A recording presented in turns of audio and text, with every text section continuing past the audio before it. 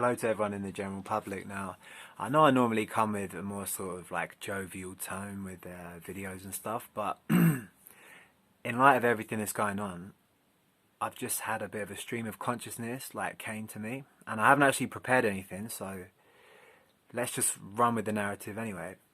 But I think quite a pressing question right now is like, where do all these viruses come from? These infectious viruses, and like, why do these outbreaks occur?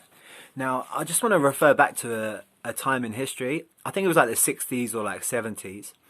A lot of the key scientific figures from that period were on record saying that we'd overcome infectious disease outbreaks entirely. They were literally on record saying like, yep, you know, infectious outbreaks are a thing of the past, right? And like, based on circumstances then, they were probably right. But what changed was our relationship with animals. Now, around the 70s, there were a lot more intensive farming methods introduced within like the meat industries and stuff. For example, like battery farms, you know, essentially animals being kept in horrific conditions, you know, like for example, like pigs, chickens, etc., cows, what have you. Now, this was partly to meet consumer demand as well, but I think a lot of it was for profit, and people were ignoring like the potential consequences of that. And so off the back of our changing relationship with the way we keep animals, virus outbreaks inclined throughout the 70s, 80s, 90s into the 2000s. For example, just to name it, like mad cow's disease for one, and obviously bird flu, swine flu, SARS as well. Now, it's easy to blame China right now, but essentially it's a worldwide issue. Like the way we're keeping animals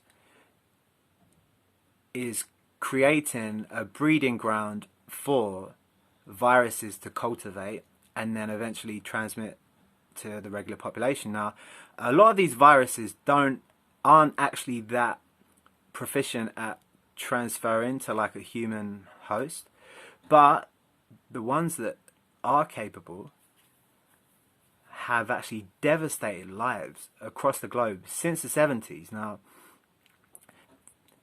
like, these outbreaks weren't occurring when animals were kept on farms, etc., etc., etc. But obviously the meat industry is a big industry, and like, people were demanding, you know, like cheaper meats and like things of that nature.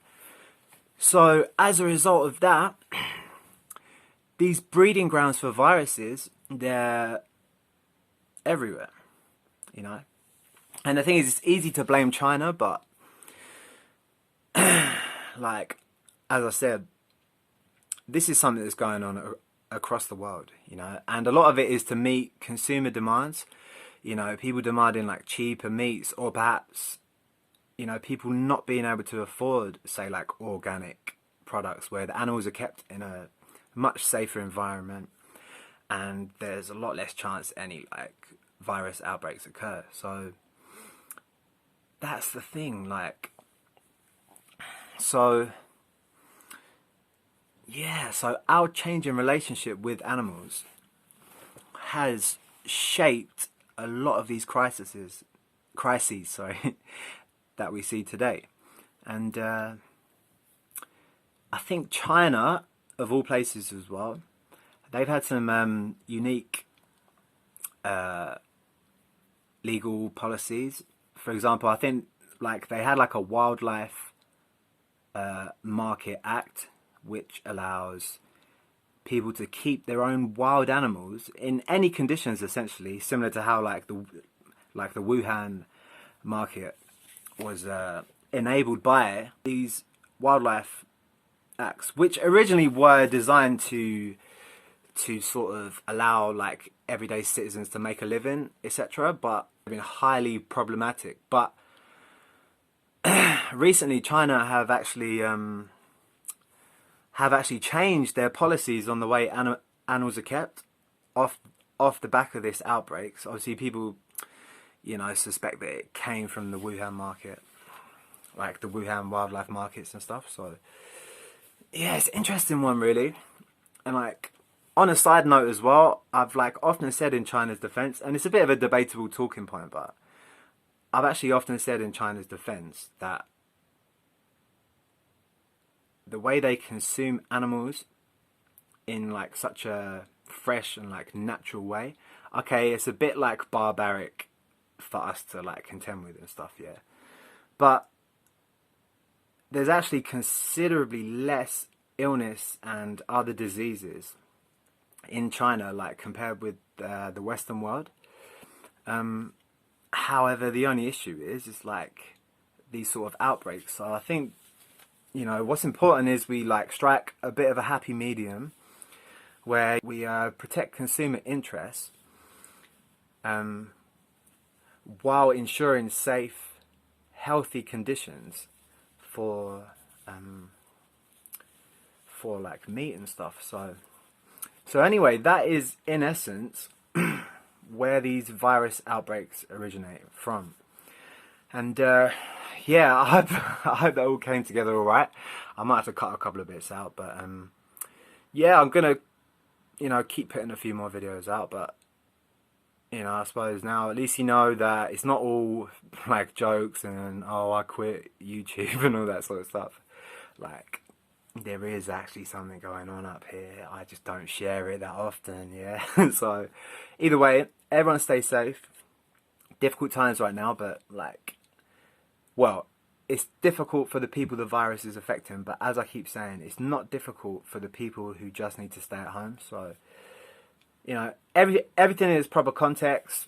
It's likely 2/3 of the population have already been infected by the coronavirus, realistically. Because if you look at the way like viruses are spread from human to human, you know, like say if like one person passes it on to 3 other people, within like 10 chains of events, that could be 30,000 people. Now imagine that going on a mass scale around the world.